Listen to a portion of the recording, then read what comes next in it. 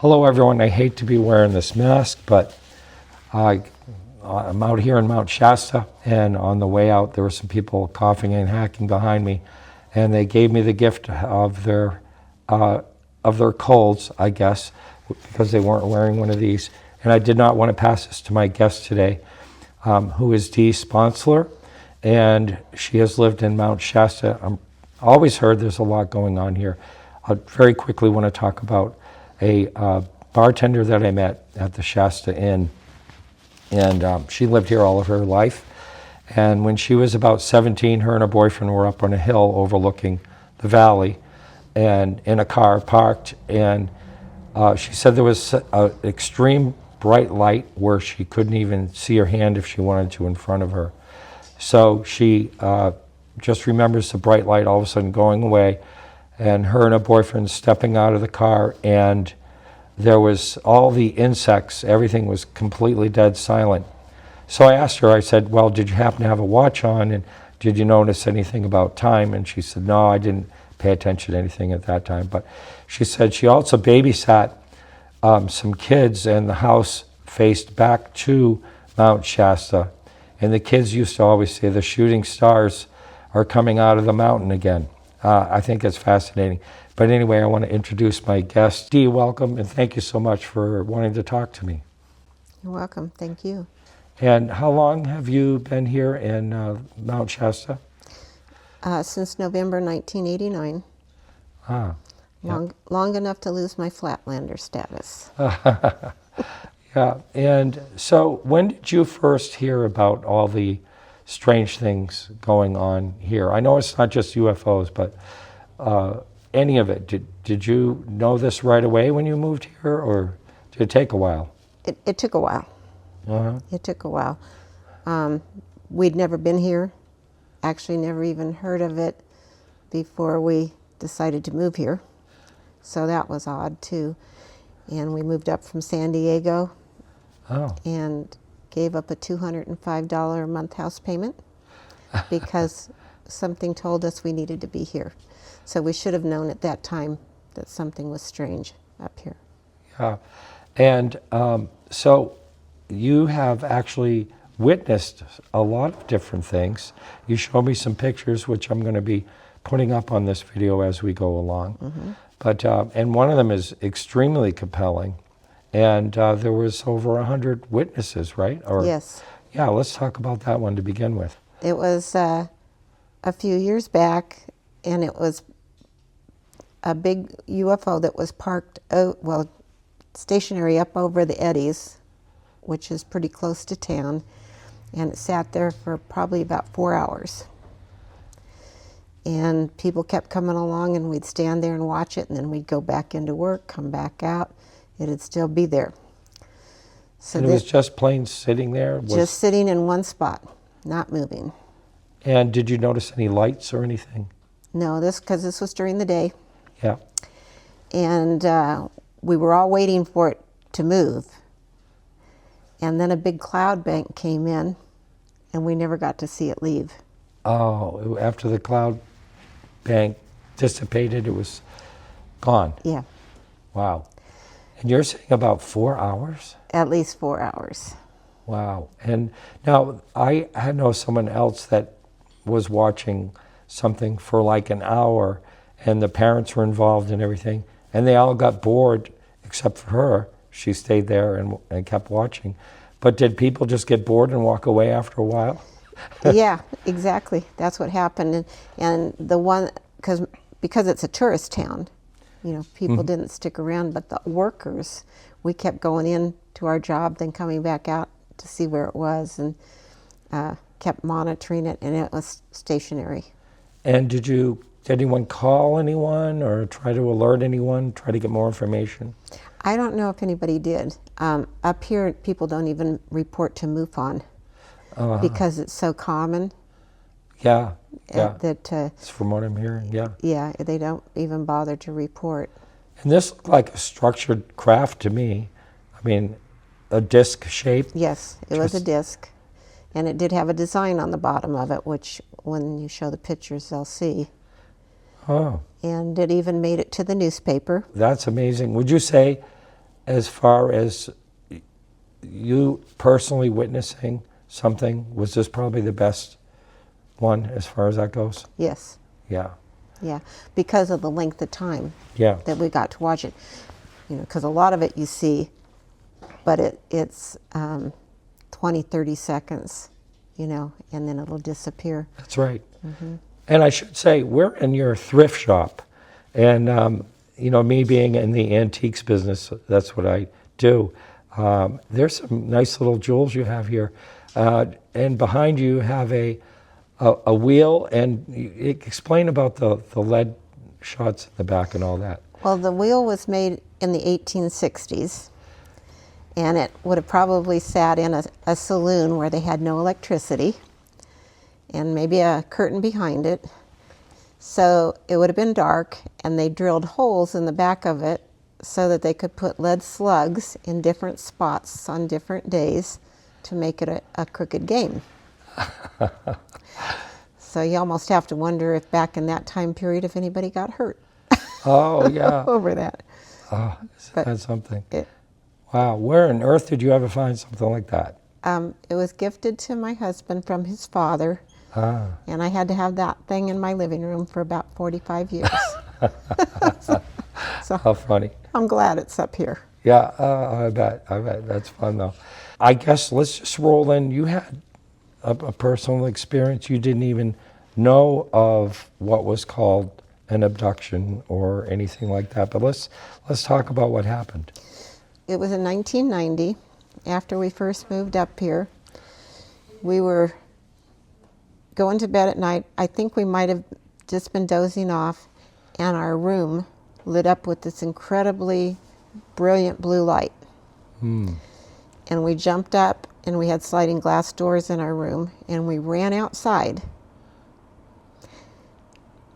We didn't think anything of it. We woke up the next morning, not really having any memory of it at that time, but then my husband said, "Can you look at my back? There's something wrong." And when I looked at his back, on each side of his spine, just above his hips, there were two, looked like cigarette burn marks on each side of his spine that were like third-degree burns. And we don't smoke, Yeah. you know, so we just couldn't figure that out. We didn't really have an explanation for anything.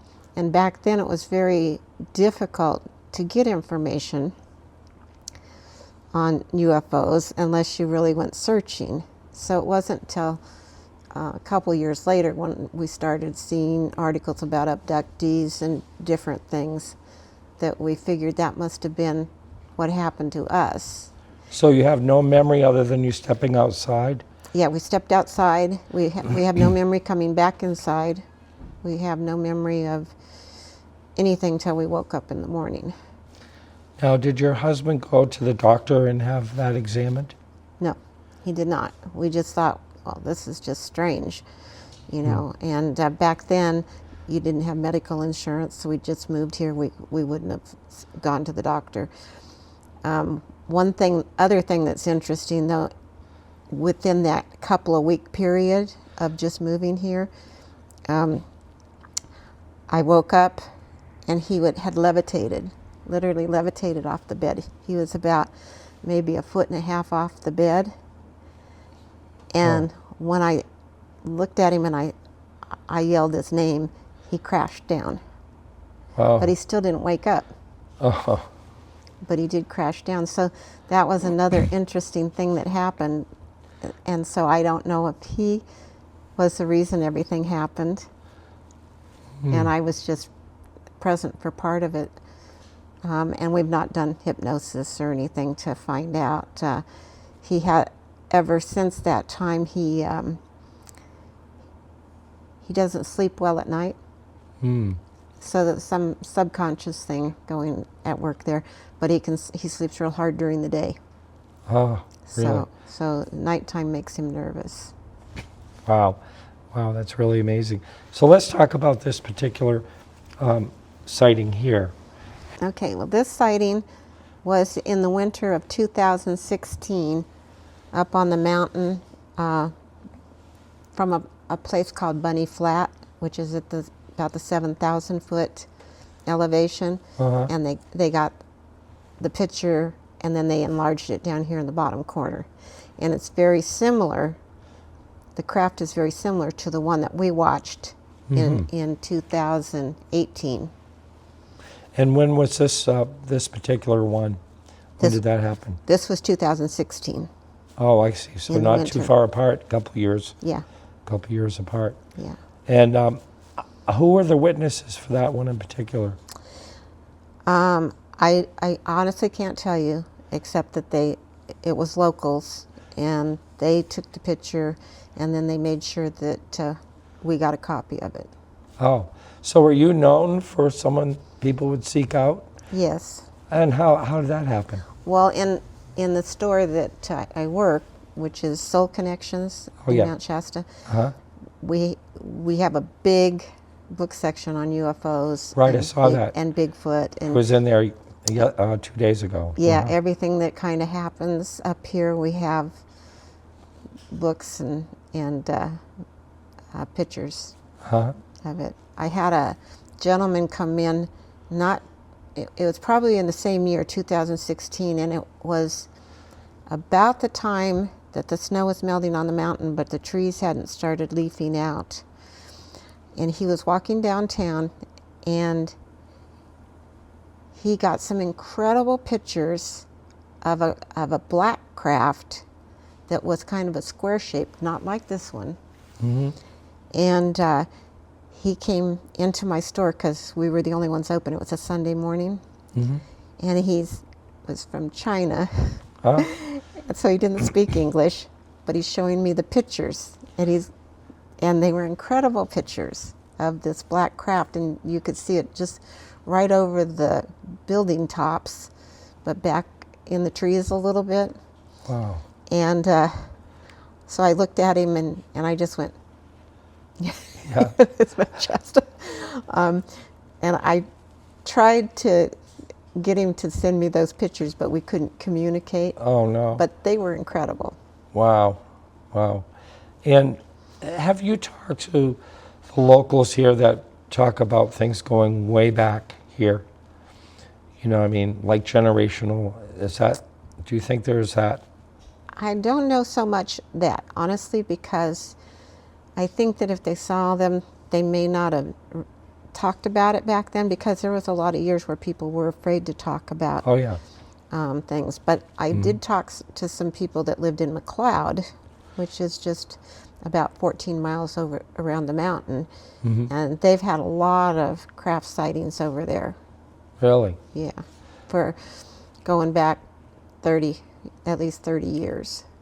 What I mentioned earlier about the local bartender here that I talked to, that said the kids that she was babysitting kept saying that there were lights shooting stars that were coming out of Mount Shasta. Have you ever heard of anyone talking about anything like that? Not stars, but I've heard people talking about seeing craft that disappear into the mountain. Yeah. And they disappear on the northwest side. On the people that I've talked to that have seen them, they just like go into the mountain at night. They don't see the lights go past there. But I was coming back one time, it might have been in 93, from Medford, Oregon, and it was real late at night. Mm-hmm. And there was an incredible neon blue light just above tree line all the way around the mountain. Really? Wow. Yeah. Shasta is volcanic, Yes. and is there a crater side, or it just hasn't been active in so long they don't know where it would be active from? Well, normally the times that it has gone off, it's always gone to the east on the McLeod side. And is the side you were mentioning where people were seeing the craft going like into, is that the side? No. No, it's another side. Yeah, it's the side if you were going toward Weed, Uh-huh. you'd look up and you can just see a big, like, maybe canyon coming down the side of the mountain, and there's no trees on that there at all, and it's just real desolate. That's where I've been told that they go in and out. Uh-huh. So, would you want to guess about how many people have come in and actually talked to you about UFO sightings at that, since you've been at that store? I'd say easily 60 to 80. Is that right? Easily, That many? yeah. And people have had different experiences on the mountain that they come in and talk about. So it's not just UFOs, it's just a lot of different strange phenomena. I've heard about some of the strange things that have happened, like people like misdirecting people, and then there was no such person. I mean, some really strange things that people have talked about. But what are some of the experiences that you've heard other than UFOs? Well, I had a couple people have experiences with the violet light, which is connected to Saint Germaine, who's supposed to be the ascended master of Mount Shasta, and people come from all over the world because of the sacred mountain and the legend of Saint Germaine. And a couple of them have come in, and one person was enveloped in purple light on the mountain, and they didn't know about Saint Germaine, knew nothing about the purple flame. Those are the ones that I find the most fascinating, when they had no precept of what might come. Yeah. And then they come in and they're looking for answers, and I've had quite a few of those. Wow. Wow. And are there any episodes that people have talked about, and I don't even know if I want to bring this up, but Bigfoot? I mean, do they ever talk about that? Yeah, not so much on the mountain. Early people have stories of Bigfoot on the mountain, but most of the reporting comes from the eddies, which are where the UFO was up over the eddies. What is the eddies? Is it like it's a mountain water? range. It's a mountain range okay. here, and they seem to migrate. They're not like here all the time. They like migrate through, and so that's when I hear most of the sightings. Wow, wow. And what are some of you mentioned that the violet color, that whole phenomenon, but what are some of the other strange things that seem to happen on the mountain? Sure. There was a gentleman named Kevin Knutson. He was an attorney in Sacramento.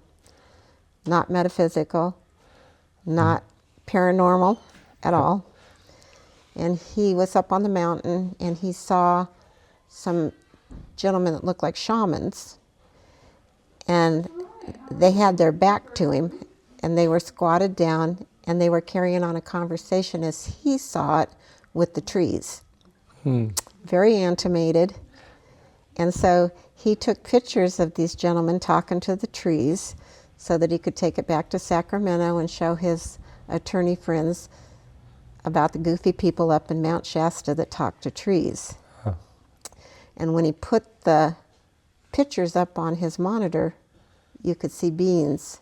You can tell by the way their actions that they must be benevolent. He was just flabbergasted. He came right back up that week to show me the pictures and ask me what I thought, and I've never seen anything like it. Yeah. And but the pictures are real. Yeah, wow, that's fascinating. So when you say that you may have talked to as many as 60 or 80 people about the UFO sightings, what type of sightings are they talking about? Is it lights in the sky, or is it other things? No, some people have seen the round, egg-shaped ones that are like see-through. We've got a lot of people that have seen orbs, and every time they take a picture, they're getting orbs in their pictures. Those are interesting. And do you know what color orbs? They're clear, milky orbs. Oh, Some have gotten purple orbs. Those are the people that have had the experience with the purple light. yeah. I've seen, my kids got pictures of a black craft, but it was square up over the mountain a few Thanksgivings back, maybe 5 or 6 years ago. And square is one that comes up now and then. Mm-hmm. You know, I have a friend that's what he saw, like a square craft. Yeah, that's what the Chinese man had on Yeah. his camera. Yeah. So, and it's a puzzling situation why, you know, there'd be that same craft seen twice. And it's also, you know, I was talking to some people yesterday, and they said, what makes a place a hotspot? And I would consider Mount Shasta a hotspot. Definitely. And it's a mystery why it is. I mean, maybe geological, who knows? Why do you think so many things happen here? Well, you know, you go back clear to, I'm sure you heard the stories of Telos, the city inside the mountain, and Oh, the yes. Lemurians. Yeah, yeah, So that could have a connection. I really can't tell you. I just know that it is. yeah, So I can't speculate, but I can assimilate, you Yeah, know, the yeah. information that comes in. yeah. Great. Well, thank you so much. It's been a real pleasure talking to you today. Thank you. I appreciate you taking your time. And it's a great little shop here. Oh, Yeah, thank you. That's what you get when you're a hoarder. that's right. Okay, take care. Yeah.